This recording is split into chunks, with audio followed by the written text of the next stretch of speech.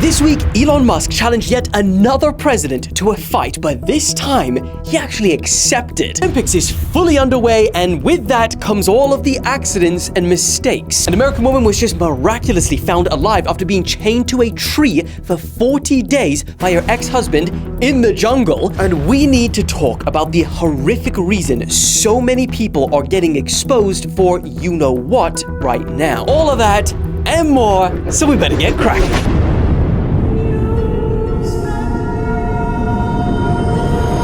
Okay, let's jump into the first news of the day. The Olympics is in full swing right now. So I collected both the most amazing moments so far, and because I know that you are all demons, all of the accidents and mistakes too. Shame on you. Let's start with the positive side, shall we? Only months before Lola's dad died from cancer, he gave her a note. It was a diary entry which she had thrown away as a child, which said that her dream was to win the Olympic rowing gold. Instead of just tossing it out, her dad decided to keep it. And then fast forward 13 years to today, with the very last stroke and a photo finish, Lola finally won her gold. I am not crying, you are. This is Flavia Saraiva, and she is the #2 gymnast in all of Brazil. But during warm-ups, she lost her grip of the bar and smashed her face on the floor. But despite her injury, she decided to continue competing, and she led her country to its first ever Olympic team medal. This is Steven. He is cross-eyed and he needs glasses to see. But in the 2 hours leading up to his special one moment, he sits there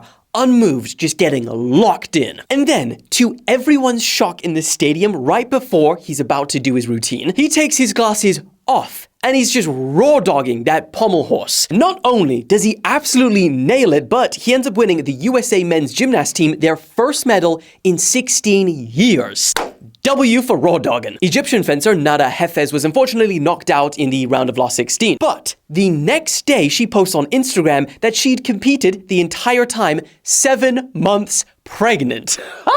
Come on, that has got to be the youngest person to ever compete at an Olympics. Hands down. This picture of Gabriel Medina stunned the world after not only is it an amazing picture, let's be honest, but he also broke the record for the highest single wave score in surfing's history. And what a picture to go with that record. Oh, and not only did North Korea win their first medal in 8 years, I think it was bronze, so Shots fired, officer involved. But there was even a moment where the North and South Korean athletes took a selfie together. Woo! Come on! The world is healing everyone. Come on, Kim Jong-un, take that. Okay, now with the positivity out of the way, let's switch gears into all of the mistakes and the horror. And let's start with the infamous bee. Pesky bee. Now I'm just gonna say, I don't know if China paid this bee to do what it did, but despite that, regardless, South Korea maintained their laser eyes, and they still won their 10th consecutive gold medal, which means, believe it or not, but they've won every single time since the women's team's archery was introduced to the Olympics in 1988. Why are the South Korean women so good at doing archery? We don't know. This Olympic judo star from Moldova dislocated his shoulder after he was celebrating winning a bronze medal. I mean, at least it was at the end. German athlete Tim Elter had a wardrobe malfunction while trying to dive under a wave, ended up mooning millions of people around the world. We got cycling chaos with back wheels exploding, a French cyclist getting knocked unconscious after flying over her handlebars. And then the wet roads and weather was just, oh man, it caused multiple slips, and even the slips were done by the support team when they were trying to give the athletes a new bike. We got the 25-year-old Belgian athlete reminding the world just how dangerous gymnastics can be after he missed the bar and slammed on the mat. But, I mean, like a freaking superhero, he got up almost immediately. What could have been a very painful fall was actually turned into an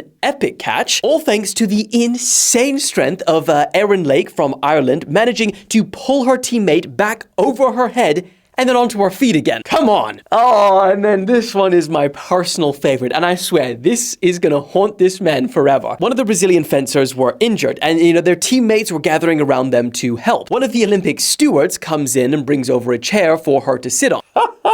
And then my man over here thinks it's for him, so he sits down, only to realize moments later, oh shit, Obviously, it's not for me. He gets up and then he helps his injured athlete onto the chair. Boy. I don't know why I find that one so funny. But I mean, either way, it's been a fantastic and also chaotic Olympics so far. And it's been less than a week. So as more of these come in, I'll make an update next week or something. I don't know, we'll see. But let's move on because this next story is honestly so crazy, so strap in. This American woman was just miraculously found alive after she was chained to a tree with her left foot and left to die by her ex-husband. 50-year-old Lalita Kumar survived a staggering 40 days in the Indian jungle after her husband tied her to a tree with an iron chain following a domestic dispute. What dispute could be that bad that you do this? Wild. And also, keep in mind that the Indian jungle has tigers and king cobras and all sorts of other sheep. Luckily though, today she was rescued by a local shepherd herder after he heard her cries for help, and she was quickly rushed to a nearby hospital in, as you guessed it, critical bloody condition. She was severely dehydrated, unable to speak, and she later wrote a note explaining the whole situation and that she had not eaten in over a month. Doctors treating her said that she suffers from psychiatric problems and found medical prescriptions in her possession. A little bit of a twist in there, but we won't look into it. Her ex-husband, unsurprisingly, is now facing attempted murder charges. I mean, probably a bunch more too. And officials say that Lalita was born in the US, but it's believed that she's been living in India for the last 10 years. Oh my God. I think I'm just gonna say what we're all thinking. What the actual corn casserole. Actually, Alex, make sure you bleep that out. And actually, I'm assuming you'll play a corn casserole. On that note, for any regulars of the channel, you'll understand where the corn casserole situation comes from. And I didn't want to say it yet, but I was going to plan to make corn casserole to celebrate hitting 200K on YouTube. I was even going to go try and do a collab with the lady who actually makes it. But then we blew up in the last week, way past 200. So, I don't know. Do you want me to just make a corn casserole in celebration just by myself and eat it? Yeah, I can eat it in the room. I don't know. Yes or no in the comments, but let's move on. Okay, I hope you guys are all still hungry though, because we are about to jump into the meat and potatoes of this video. And it all boils down to one simple question. What the hell is going on this year with celebrities and minors? Because every single goddamn day, it feels like I'm waking up and then someone else is being accused of some wild shit. Just so we're all on the same page here, this is what we're all talking about, okay? And I mean, let's be real here. Some of these that have, been surfacing that we're all seeing, they're not all equal. Some range from just accusations that are not enough to be criminally convicted, but all the way to others that are so serious and so horrific that prison time doesn't do it justice. Just thinking about poor Alex there, giving examples for those two. Good luck with that, because if you get the wrong person for some of those... Alex is about to be cancelled without ever saying a word online. Okay, but cut the shit. Why does it feel like, honestly, it's becoming a bigger problem? And to be honest, when I was researching this, I was expecting, two routes where the answer to this question could be. Route number one would be that, maybe it's not a bigger problem, it's not growing and more sus shit is happening, it's just that we have a cognitive bias called the availability heuristic. But for everyone that isn't familiar, the definition is a mental shortcut we humans have where we estimate the likelihood of something based on how easily the examples come to mind. So, for example, if we see a bunch of plane crashes on the news, we start to way overestimate how dangerous flying is, even though in reality, as the data shows, it's safer than driving a car. And I mean, it's the same reason every single generation that comes up thinks, this is going to be the end. The whole world is going to shit, because as humans, we always tend to focus on and remember all of the negative news about how bad everything is. But anyway, with that aside, that's what I thought it could be with all of these celebrities and minors and things of that nature. And that's because, just listen to this. In the last year and a half alone, these are just some of the names that have been in the news around this topic. And disclaimer, before I read these, not everyone on this list should be seen as equal or even, guilty in some cases. Some are simply allegations. Disclaimer, okay? But Dream Miranda sings. The first day of 2024, we got a bunch of Epstein documents that were released, name dropping a whole bunch of people, most famously Stephen Hawking, okay? He wasn't confirmed to be sus or guilty or anything. It's just I'm thinking about the memes that came out of it, okay?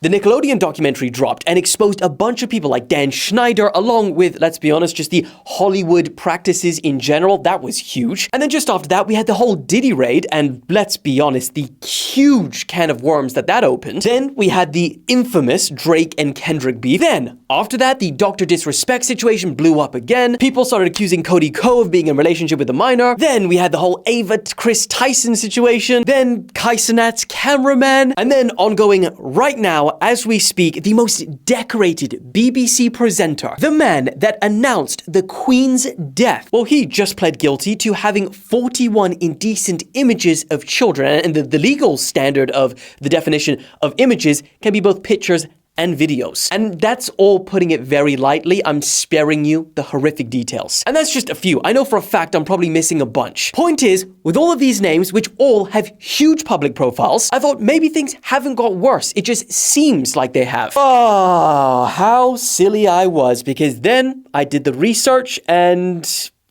yeah, it actually has got worse. And I mean, to encapsulate it, it's not looking good for us humans. Again, I'm going to spare you the horrifying details, but using the data that we have here in the UK, which is the organization that tracks down videos and imagery of child abuse online and works to have it removed, they report that sexual abuse imagery of primary school children has risen by 1,000% since lockdown. 1,000%. And then, as if that wasn't enough, then according to the Center of Expertise on Child Sexual Abuse, they released a 56-page document which shows that the number of child sexual abuse offenses recorded have increased by a staggering amount since 2008. So while yes, it does seem that we're seeing it more in the news now, it also seems that it is a growing problem in real life as well. Why?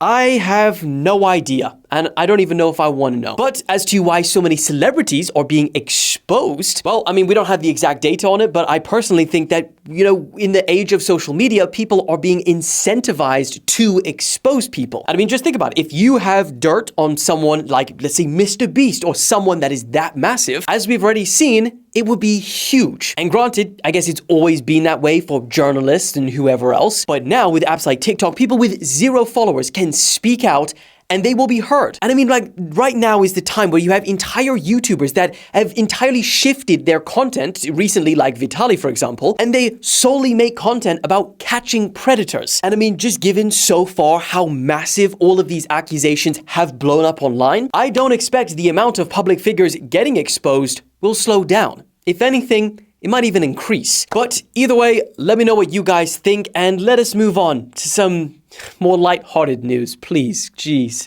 Okay, let's talk about the next one. I don't know how much you guys know about what is going on in Venezuela right now. If you don't, go watch my full video on TikTok. But essentially, there are massive protests because some claim that the election was stolen. And so in the midst of all of this, Elon Musk has been going heavy after the person who people are pointing at and saying, you stole the election. And he's saying a lot of negative stuff, to the point where now the president of Venezuela has accepted his challenge to a physical fight. Alex, play the clip. Elon Musk. Quien se mete conmigo, se seca. Quien se mete con Venezuela, se seca. Elon Musk.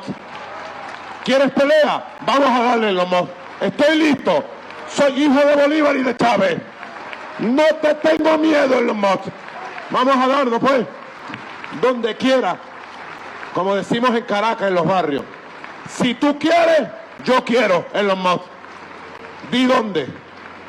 I mean, come on. This 2024, could it get any crazier? I know there's a lot of talk about, you know, just us living in a simulation. And before, I'm always like, come on, that's so ridiculous. But seeing stuff like that, I'm like, our life is scripted, because what is going on? Okay, let's move on to the last story of the day. Algerian boxer Imane Khelif, who previously actually failed testosterone and gender eligibility tests, has just won her opening match at the Olympics after her opponent quit in 46 seconds. After receiving just 2 punches, Italian Angela Carini put up her hands, broke down in tears, abandoned the match, and called the situation unjust. Afterward, Carini refused to shake Khelif's hand and fell to her knees crying. She told reporters that she had entered the ring to fight in honor of her father, but she said she's never felt punches like those before. Carini explained, after feeling the second punch, with my years of experience, I decided to stop for my health. I didn't lose tonight,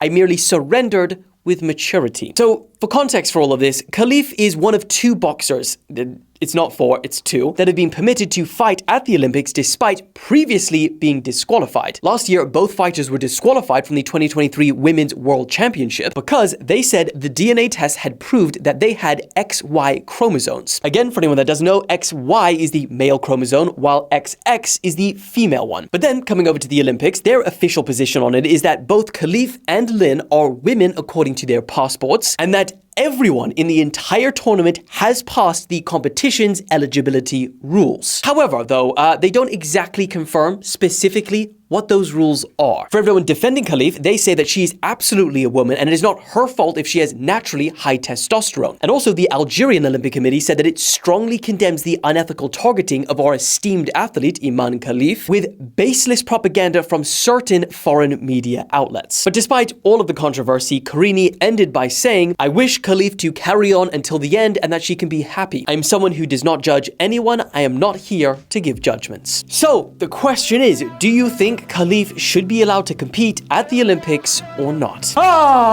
With that out of the way, that's all. I love you all. Thank you for coming back to yet another video. I will see you again for our little beautiful catch up on Monday. Corn casserole!